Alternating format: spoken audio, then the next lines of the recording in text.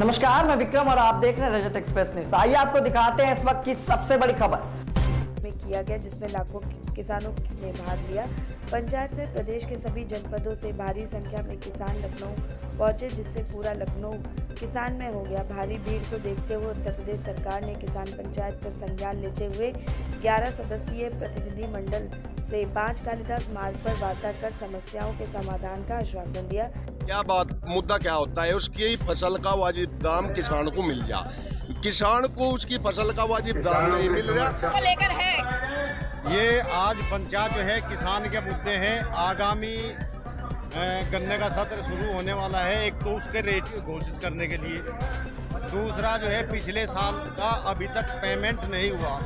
जब सरकार ने 14 दिन का वादा किया था, हमारी सरकार आएगी तो हम 14 दिन में दिलवाएंगे, लेकिन सरकार अपनी बात पर किसी बात पर खरी नहीं उतरी। और बिजली की समस्याएं हैं, बहुत ज़्यादा समस्याएं हैं।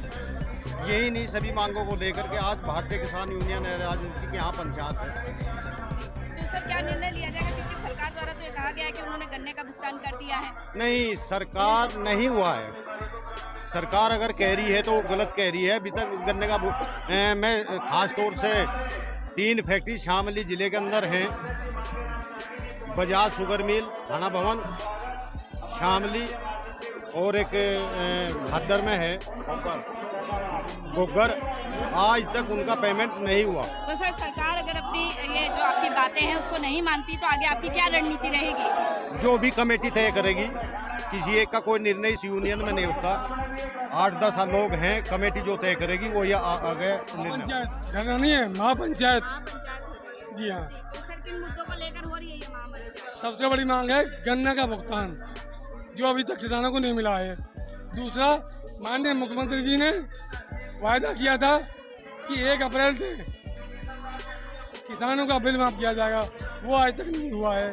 किसान किसी भी सूरत में बिल नहीं देंगे, चाहे कुछ हो जाए। लेकिन सरकार तो कह रही है कि उन्होंने गन्ना का भुगतान कर चुकी है। नहीं, कुछ आंशिक रुपया आंशिक पूर्ण नहीं किया है। नहीं किया है। 14 दिन बाद तय हुआ था कि 14 दिन में देंगे हम, आज तक नहीं दिया है। तो आज ये महापंचायत में क्या निर्णय लिया जा रहा है? अब ये तो राष्ट्रपति को बताएगा जो निर्णय होगा। अगर धरना मांग रहे हैं। आप अपना परिचय दीजिए, कहाँ से आए हैं? राकेश चौधरी, प्रदेश सचिव। लगभग समस्याएं रहती हैं। कोई किसान मुझे लगता नहीं जो खुशहाल होगा मोदी राज के उसमें, और समस्याएं बहुत हैं। बिजली का इन्होंने बिल का हमारा वादा किया था। योगी जी ने कहा था कि भाई उत्तर प्रदेश में जो किसान हैं उनका नलकूपों का बिल नहीं लगेगा, लेकिन वो बिल आने फिर भी शुरू हैं, वो बिल लिए जा रहे हैं। सरकार कह रही है हम किसानों के लिए बहुत सारा काम कर रहे हैं, उनके लिए बहुत सारी योजनाएं बना रहे हैं, आय दुगनी तिगनी कर रहे हैं। देखिए, दुगनी तो क्या हो रही है, दुगनी हो तो रही है। आप खेतों में जाकर देखिए, वहाँ ढोर डंगर चल रहे हैं, गाय बैल चल रहे हैं। आय दुगनी, इससे ज़्यादा अच्छी आय दुगनी क्या होगी? एक अगर किसी के पास 2 एकड़ का जो किसान है या 1 बीघा भी है, तो उसमें 50 तो ढोर चुग रहे होते हैं सुबह से शाम तक, और सारी रात वो किसान उसमें रखवाली करता है। उसमें आय दुगनी कहाँ से हो रही है उसकी, मुझे बताइए आप। एमएसपी मिलती नहीं है, मात्र 6% एमएसपी मिलती है पूरे देश में, वो जो हरियाणा और पंजाब में मिलती है, बाकी तो किसी स्टेट में नहीं मिलती। जहाँ किसान संगठन मजबूत हैं वहाँ हम लोग लड़के ले लेते हैं एमएसपी, वरना जहाँ बेचारे सीधे लोग हैं किसान हैं, किसानों को नॉलेज ही नहीं है एमएसपी की।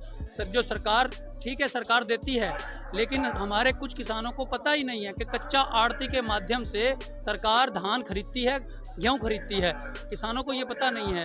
और जो इस चीज़ का जो फ़ायदा उठाते हैं, ये जो आड़ती हैं, राइस मिलर हैं, वो इस चीज़ का फ़ायदा उठाते हैं।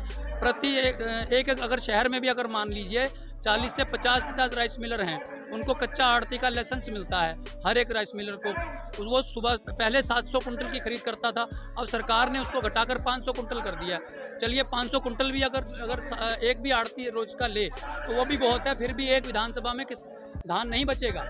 वो होता ऐसा है कि जो सरकार है एमएसपी के तहत कच्चा आड़तियों को, राइस मिलर जो होते हैं उनको लाइसेंस देती है कि आप किसान से सरकारी रेट पर एक आड़ती राइस मिलर डेली 500 कुंटल धान खरीदेगा, और उसको एमएसपी का जो भी 2000 रुपये का रेट है वो किसान को देगा। किसानों को जानकारी है नहीं, किसानों से ये लोग जो क्या करते हैं 1500-1200 रुपये खरीदते हैं और वो MSP खुद खाते हैं, किसान की खतौनी और किसान का सरकार क्या चाह रहा है? किसान क्या चाह रहा है सरकार? देखिए किसान ये चाह रहा है अगर इस पे कानून बन जाता है MSP पर, तो ये लोग जो हैं उस किसान को बरगला नहीं पाएंगे, उसका जो है शोषण नहीं कर पाएंगे, फिर इन्हें MSP सरकार किसान को देनी पड़ेगी, मजबूरन देनी पड़ेगी, इसीलिए हम उस पर कानून मांगते हैं।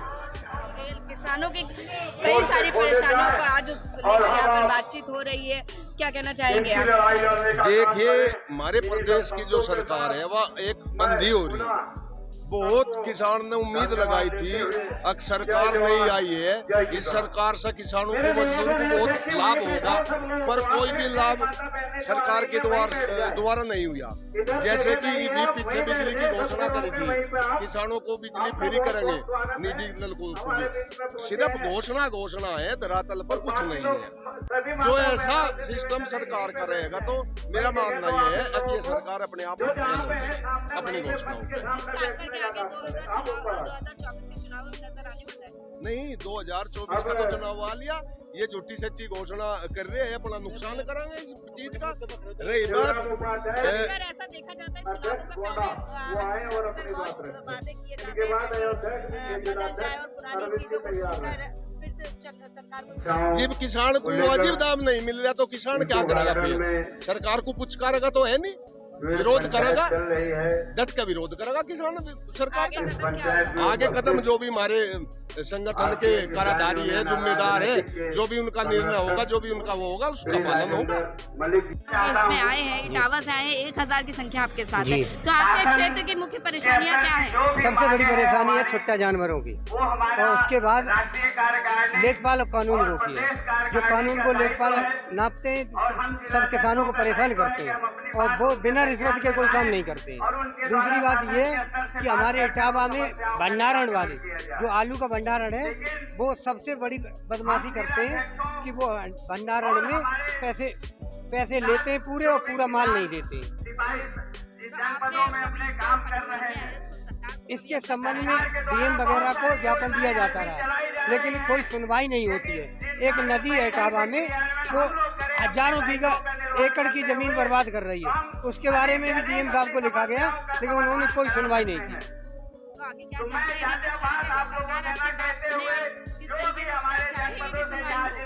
जी किस तरीके से चाहेंगे सरकार सुनवाई करे आपकी? अब यहाँ पर भीड़ के साथ आया हूँ, उसके बाद वहाँ पर अनशन रखेंगे। तो यहाँ पर जो निर्णय होगा उसके आगे हम पालन करेंगे। अनशन रखेंगे।